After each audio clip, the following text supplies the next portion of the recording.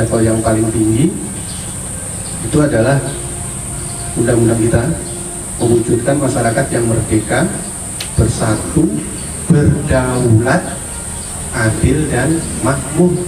Berdaulat, daulat pangan, daulat energi, daulat investasi, daulat semua. Daulat itu adalah bukti bahwa negara kita itu negara yang hebat ya. Tapi kalau masih diisi dari tempat-tempat lain, gimana kita mau daulat? Makanannya belum cukup, mau daulat itu nggak mungkin gitu ya. Jadi itu spirit yang kita pegang ya. Terus kita akan bertanya, apa alat ukurnya bahwa kita sudah berdaulat, bahwa kita sudah mandiri? Ya, ada alat ukurnya. Tadi saya tanya Pak Kadis bikin yang namanya neraca pangan. Pangan itu bukan hanya padi, bukan hanya beras. Pangan itu ada karbohidrat, ada protein, ada vitamin, ada mineral, ada air masuk di dalamnya. Karbohidrat itu kita punya beras, punya jagung, punya sorghum, punya sagu, punya pisang, punya sukun, itu sumber karbo. Proteinnya kita punya daging, punya telur, punya ayam, punya ikan, punya tempe, punya tahu, punya kacang-kacangan, itu proteinnya.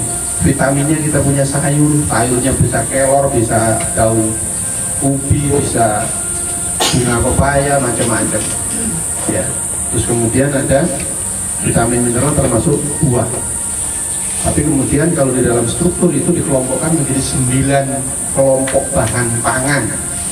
Ini orang ketahanan pangan tahu ya, serealia, protein serealia, umbi-umbian, kacang-kacangan, protein nabati, protein hewani, minyak lemak, sayur, buah, bumbu-bumbuan dan sebagainya. Semuanya dihitung di situ, itu indikator.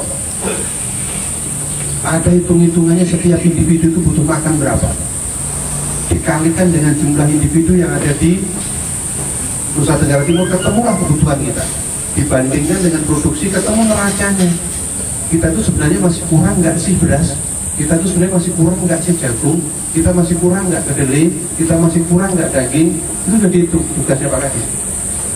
Nah, hitung-hitungan itulah yang kemudian bisa kita gunakan sebagai indikator NTT ini sudah swasembada atau belum.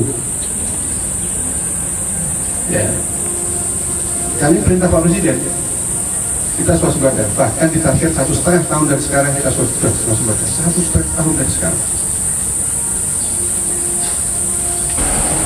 Setelah tahu tadi, ya, pendekatannya dulu sampai sekarang, ilmu yang diajarkan oleh Bapak dosen itu masih hanya paling tidak 3 poin yang harus kita kerjakan. Yang pertama adalah intensifikasi, yang kedua adalah ekstensifikasi, yang ketiga adalah diversifikasi. Rumusnya sama dari dulu sampai sekarang. Jadi pada saat tahu jagung kita cuma 2,2 ton per hektar, kemudian ada potensi jagung yang bisa 7-8 ton, itulah intensifikasi. Pengungkitnya apa? Benih. Meningkatkan produktivitas dalam satuan luas yang sama. Budidaya di situ, pupuk di situ, benih di situ, irigasi di situ. Itu dalam rangka untuk mengintensifikasi lahan. Rumusnya itu. Ya, setiap benih unggul membutuhkan persyaratan tertentu. Airnya harus bagus, pengelolaan hama penyakitnya harus bagus, pupuknya harus bagus, budidayanya harus bagus, baru hasilnya bisa bagus.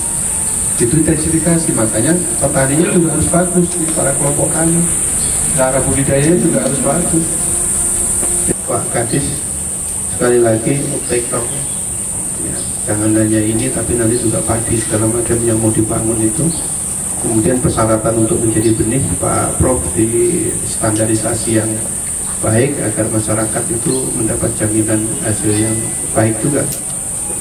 Kemudian semakin hari pangsanya dinaikkan, yang dibutuhkan Pak Direktur kan itu ya. Nanti Pak Direktur kan bisa berkolaborasi dengan kawan-kawan kelompok tani ya. Nah, jadi memang harus ada ketua rombongannya.